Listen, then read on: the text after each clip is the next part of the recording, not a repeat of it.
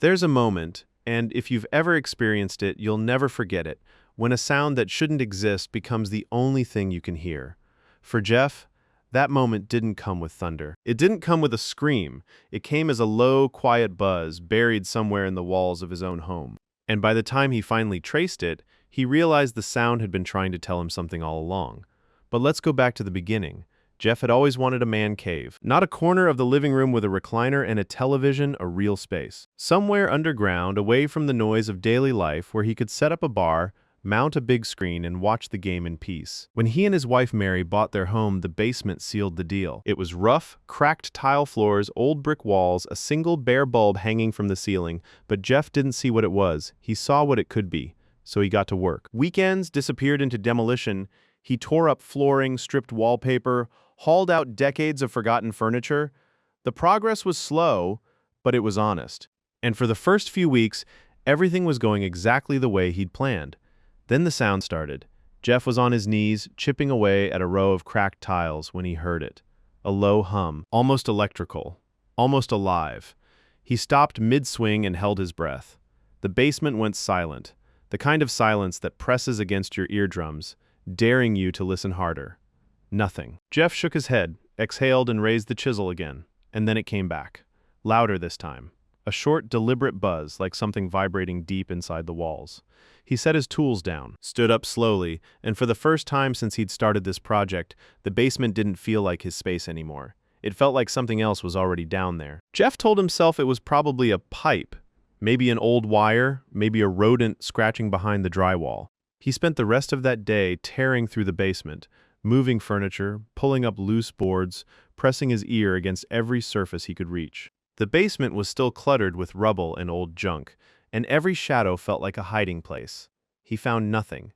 The next day, he searched again, methodically, corner to corner, floor to ceiling. He moved everything that could be moved, opened everything that could be opened. Still nothing.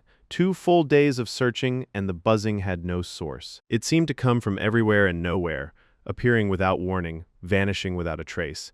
And that's when the darker thoughts crept in. Jeff had carried a quiet, irrational fear of basements since childhood. Old rooms below the earth, the kind of spaces where things get forgotten or where things hide. He'd never admitted it out loud, but there had always been a small, stubborn corner of his mind that believed basements held things that didn't want to be found. Now, standing alone in a dim, underground room, listening to a sound no object seemed to be making, that corner of his mind started to grow. The next morning, Jeff stood at the top of the basement stairs for a long time. He wasn't usually the kind of man who hesitated. He'd done hard labor, fixed engines, handled problems head-on his whole life.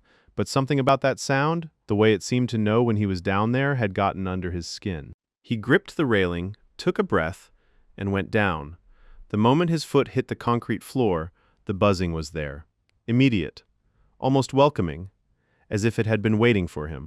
A chill slid down the back of his neck. Jeff clenched his jaw, forced the fear down, and told himself what any rational man would. There is a logical explanation for this. Find it. But logic didn't help. He searched the room again twice, 3 times, and with every pass, the buzzing seemed to intensify. Not louder, exactly, closer, as if it were following him. As if it were embedded in the air itself. By the end of that day, Jeff wasn't sure whether the sound was in the basement or inside his own head. Weeks passed, then months. Jeff stopped going to the basement. He told himself it was a break. He told himself he'd get back to the project when things calmed down. But the truth was simpler than that. The sound had beaten him. Then one evening, Mary asked the question he'd been avoiding. What happened to the man cave?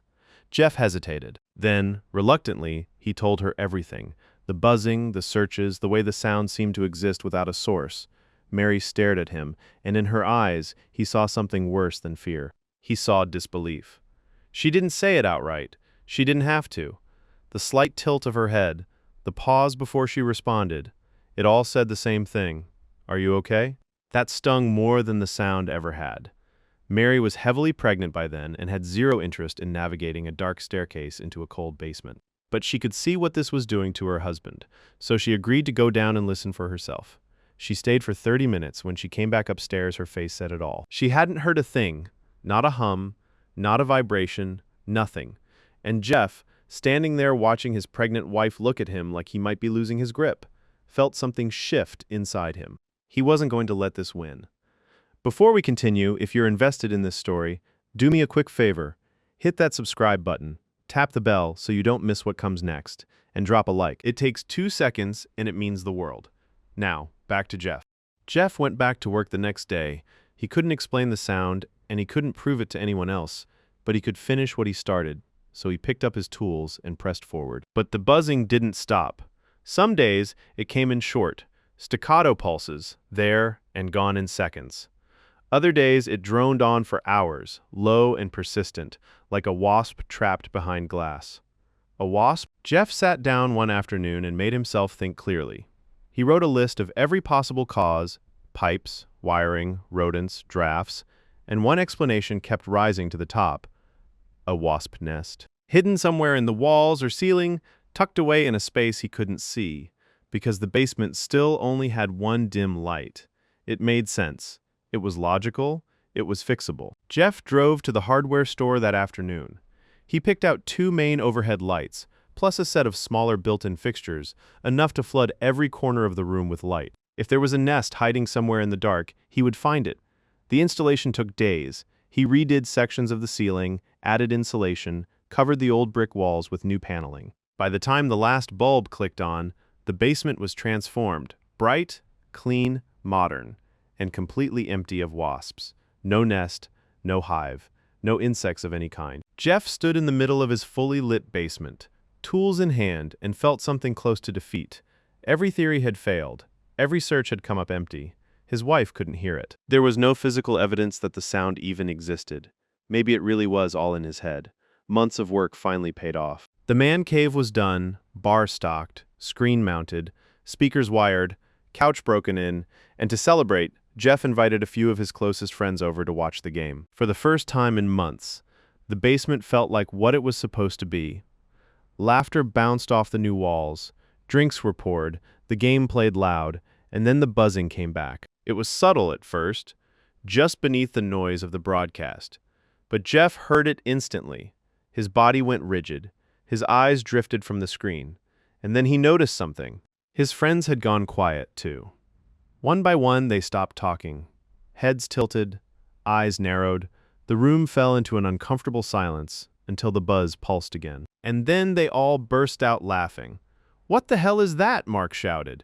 Jeff blinked. You heard it. Of course we heard it. For the first time in months, Jeff felt a wave of relief so powerful it nearly knocked the wind out of him. He wasn't crazy. The sound was real. Other people could hear it. What followed was exactly what you'd expect from a group of guys with too much curiosity and just enough beer. "It's a massager," Mark said, grinning. No way, Anthony cut in, lowering his voice dramatically. "It's the ghost of the guy who had his man cave down here. He died in this basement, and now he's looking for someone to watch the game with." The room erupted. But beneath the jokes, Jeff saw something he hadn't seen from anyone before. They believed him. He told them the full story. Every search, every failed theory, the sleepless nights, Mary hearing nothing, the wasp theory that went nowhere. And when he finished, his friends didn't laugh. They stood up. "All right," one of them said, "let's find it." They split the room into sections. Each man took a wall, a corner, a stretch of floor. They moved furniture, pulled cushions, checked behind every frame and panel. By the time they were done, the man cave looked like it had been hit by a controlled tornado. Pillows on the floor, frames crooked, bottles lined up on the bar like soldiers after a battle. And they had found absolutely nothing. The silence that followed wasn't funny anymore. 6 grown men had torn the room apart, and the buzzing had no source, no origin, and no explanation. They cleaned up, settled back into the couch, turned the game back on. But the energy had changed. Then Anthony leaned forward with a slow grin. "I figured it out," he said.